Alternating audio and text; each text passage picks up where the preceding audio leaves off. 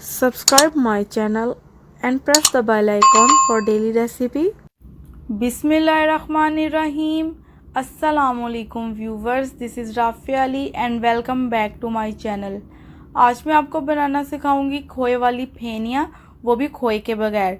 तो चलिए देख लेते हैं इस रेसिपी के लिए हमें किन किन चीज़ों की ज़रूरत है। ये सारी चीज़ें हमें चाहिए होंगी फेनिया बनाने के लिए। पिस्ता 1 टेबलस्पून, बादाम थोड़े से और इलायची पाउडर 1 टीस्पून। एक पैकेट मैं यहाँ पे यूज़ कर रही हूँ फेनिया का, तकरीबन 200 ग्राम्स। 1 लीटर दूध और टेस्ट मेकर आधा कप। इससे ही सारा खोए का टेस्ट आएगा, तो आपने टेस्ट मेकर ज़रूर डालना है। और dry milk powder half cup. एक पोट ले लिया, उसमें मैं ऐड कर दूंगी दूध। 1 लीटर दूध है ये, आप जितनी आपकी फेनी है उस हिसाब से आप यूज़ कर लें। और चीनी मैं आपको दिखाना भूल गई थी, तो इस वजह से मैंने कहा मैं अब दिखा देती हूँ।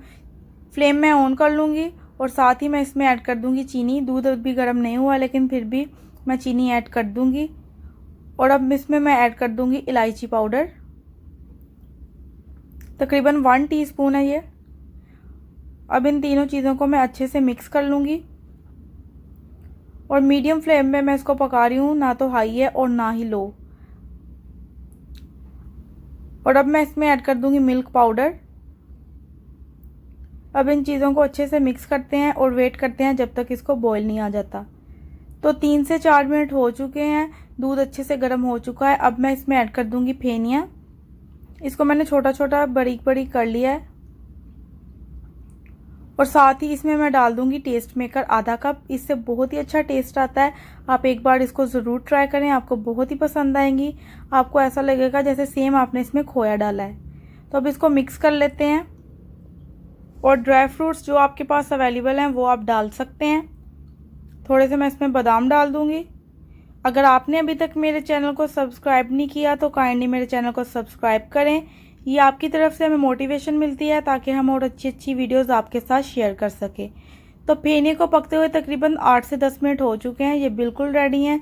देखें ये गाढ़ी भी हो चुकी हैं, जिस तरह की हमें चाहिए। अब मैं इसको डिश आउट कर लेती हूँ। फेनिया को मैंने एक बाउल में निकाल लिया है। अब मैं साइडों पर गार्निश कर दूँगी बादाम। इसको मैंने छोटा छोटा काट लिया था इस तरह। प्रेजेंटेशन यहाँ पर बहुत ही ज़रूरी है। आप अगर दाल भी बनाएं तो आपकी प्रेजेंटेशन ऐसी होनी चाहिए कि खाने वाले अपनी उंगलियां चाटते रह जाएं। तो ये बात मैंने आपको पहले भी बताई हुई है। आप कोई भी चीज़ बनाएं तो उसको अच्छे से गार्निश किया करें। इससे खाने वाले का दिल खुश होता है और खाने को भी दिल करता है। और सेंटर में मैं डाल दूंगी पिस्ते। अगर आपको मेरी आज की क्विक डिज़र्ट फेनिया की रेसिपी पसंद आई है तो लाइक, सब्सक्राइब और कमेंट करना मत भूलें। इस वीडियो को अपने दोस्तों के साथ ज़रूर शेयर करें।